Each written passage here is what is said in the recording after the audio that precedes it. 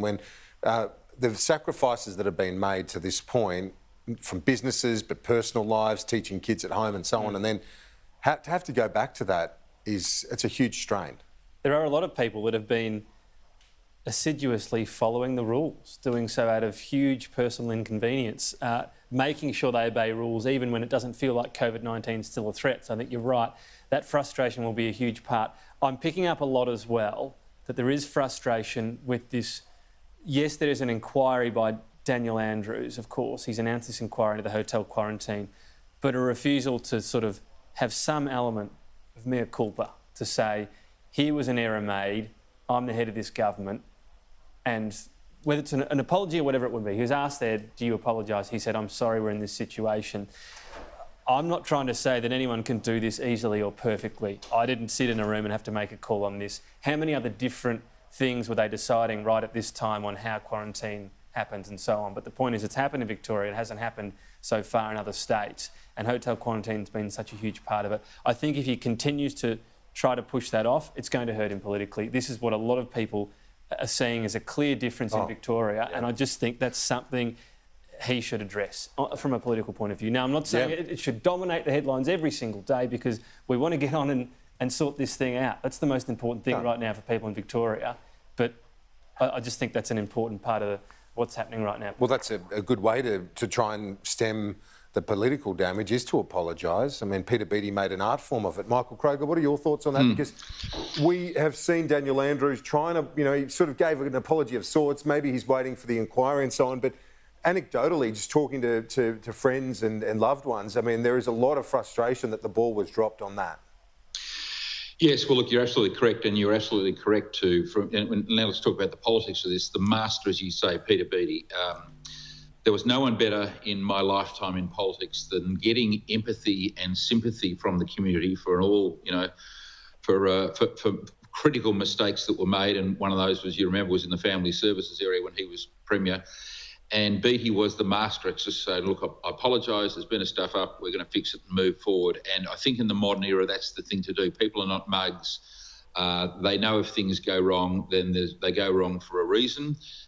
People are more likely to forgive a senior politician who recognises a mistake and apologises for it, rather than just pretend it didn't happen, because everyone is, in Victoria, particularly Melbourne now today, completely, frustrated with what's happening, and they look for accountability, obviously, because 99.9% of people have followed the rules. So from a political point of view, you're absolutely correct. And, Beattie, he won over hearts and minds and wasn't beaten as Premier because of one of the reasons was his openness with the community. He had a great political transparency, and that won him a lot of plaudits and won him a lot of elections.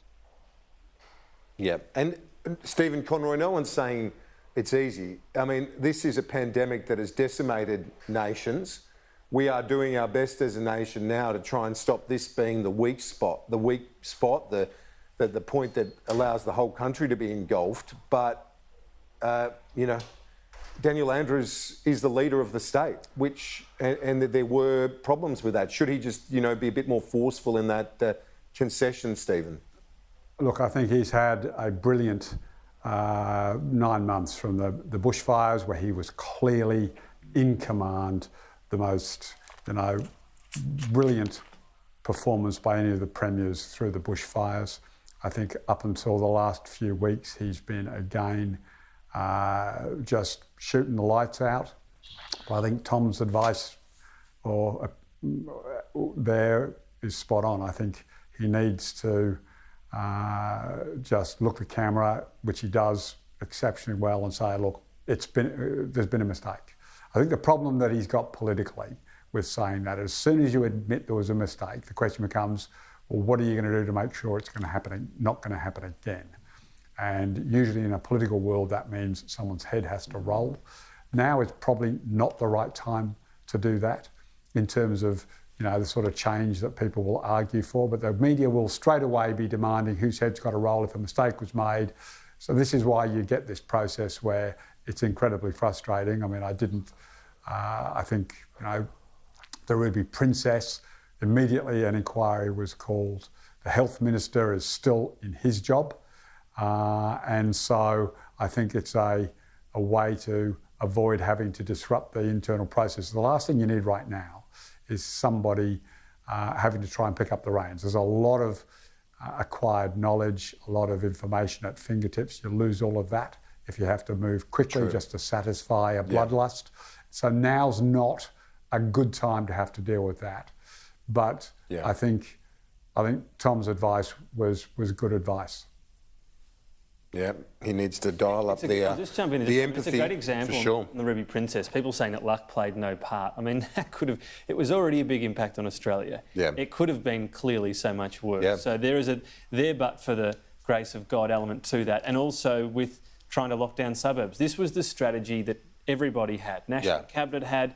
They always thought there will be cases. This is what Daniel Andrews said. This is what Scott Morrison said. And they used the example of Tasmania in the northwest there and Burnie to say, we can control this. It's going to be a lot harder in suburbs. And this isn't just for Victoria. You know, the way it's been managed in these suburbs has been really tricky. Would any other state have done it differently? Probably not. We don't know. But this will be a lesson going forward. It's really hard to say, here are some hotspot suburbs.